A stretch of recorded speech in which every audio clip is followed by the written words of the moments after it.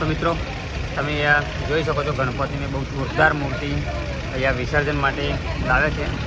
આવી આનાથી અમુક મોટી મોટી અનેક મૂર્તિઓ અહીંયા વિસર્જન માટે અહીંયા ત્યાં સામે નદી છે તો નદીમાં લાવતા હોય છે.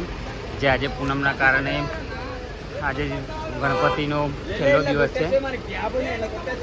તો આવો તમને આગળ વિસર્જન કઈ રીતે કરે છે, કેવી મોટી મોટી મૂર્તિઓ હોય છે એ તમને બતાવું.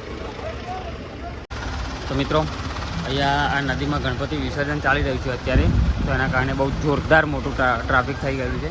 તમે જોઈ શકો છો લગભગ અમે છેલ્લા 1.5 કલાકથી અહીંયા ઊભા છીએ અમે.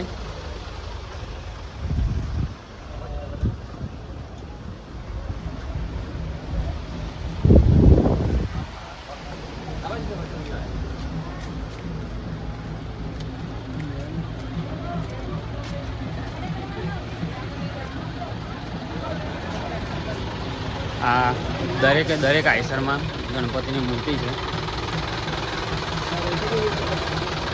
તમે જોઈ શકો છો કેટલી મોટી મૂર્તિ છે જે અત્યારે વિસર્જન માટે લાવેલા છે.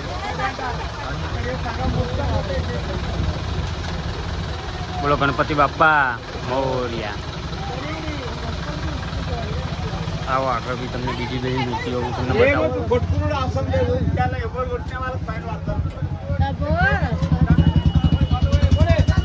ગણપતિ બાપ્પા મોર્યા.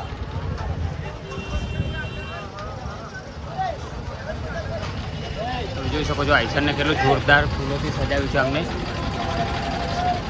વિસર્જન માટે આવ્યા હતા. ગણેશ મહારાજ કી જય. બોલો ગણેશ મહારાજ કી જય.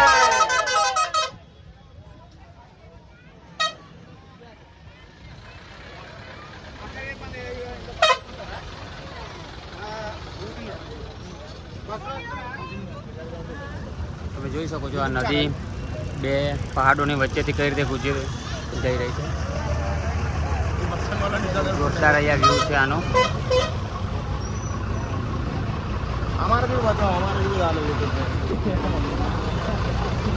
आप कहाँ से हो? हम हैदराबादी. हैदराबादी. यस. हैदराबाद हिंदी चलती है ना हैदराबाद में? हाँ. हैदराबाद पठानचेरू. तमिल आती है आपको? हाँ नहीं. तमिल समझ में आती है? नहीं. तेलुगु हिंदी आता. आप भी हमारे जैसे हो. हाँ. तुमको हमारा नहीं आता, हमको तुम्हारे को नहीं आता. हम गुजराती है. गुजराती है. हाँ. मगर हिंदी आती है हमारे को. हाँ हिंदी आती है, गुजराती आती है, इंग्लिश में थोड़ा थोड़ा पता चलता है, लेकिन तमिल में कुछ पता नहीं चलता हमें. तो તમે જોઈ રહ્યો છો મિત્રો આ હૈદરાબાદનો એક हमारा काला साहब है, इसका भी दुकान है. તમે જોઈ શકો છો હૈદરાબાદનો એક ભાઈ મળ્યો હતો જે અમને જોઈને ખુશ થઈ ગયો અને એમને એને એવું કહ્યું હતું કે અમને પણ વિડીયોમાં લો એમ.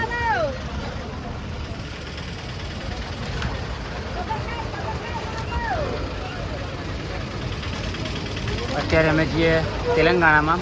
તેલંગાણાના વ્યક્તિઓ જે શબ્દો બોલે છે કંઈ ખબર પડતી નથી એમને, અને અમે જે બોલીએ એમને ખબર પડતી નથી. એટલે આમના જોડે કોઈ માથાકૂટ કરવાનો કોઈ મતલબ જ નથી ખબર પડતી, પણ થોડી ખબર પડે તો સમજી લઈએ. પલ્લે પલ્લે પલ્લે પલ્લે એક શબ્દ ખબર પડે.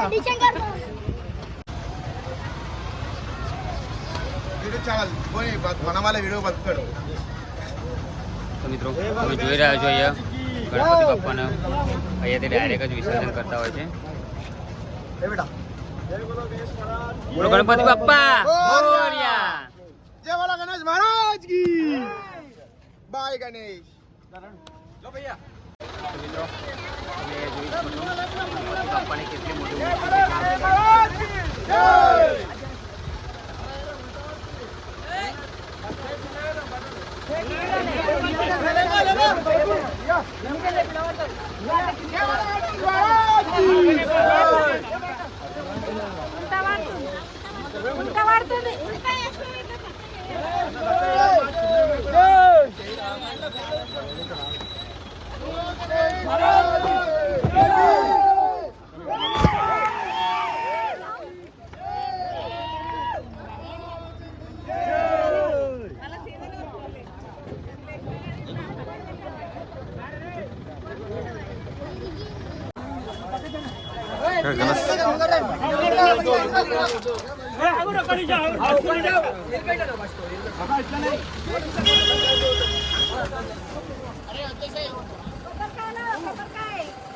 బండి కొద్ది ముందు పెట్టుకొని వేసుకోండి.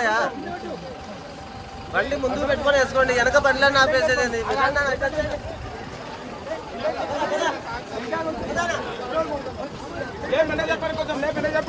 ગણપતિ બાપા મોર્ય.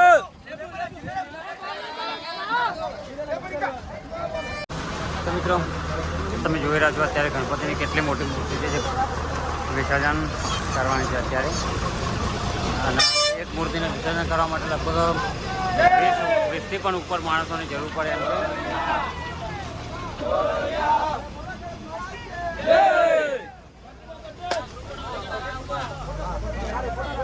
ગણપતિનું વિસર્જન માટે અત્યારે શ્રીફળ પણ ફોડી દઈ દીધી છે.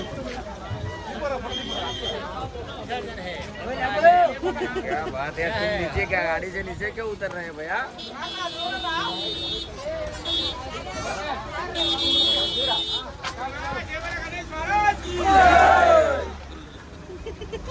ગણપતિની અહીંયા એટલી મોટી મોટી મૂર્તિઓ બનાવવામાં આવે છે પછી લગભગ આપણા ઘરમાં એક રૂમ જેટલી હશે. Ganpati Bappa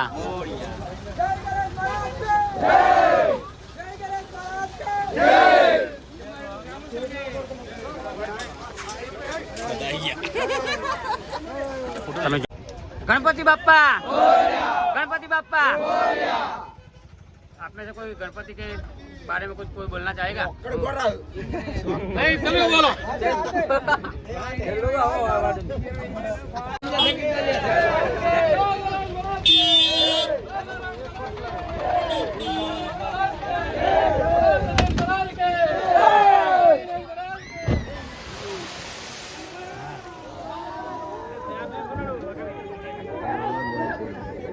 bye bye Ganpati Bappa.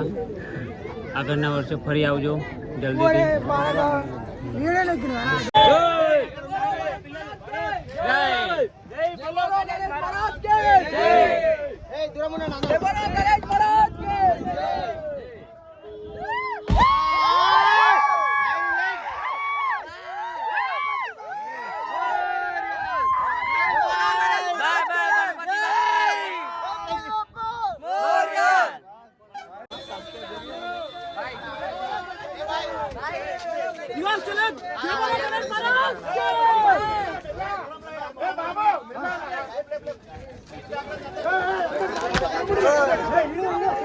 देखिए जीतू भाई, देखिए जा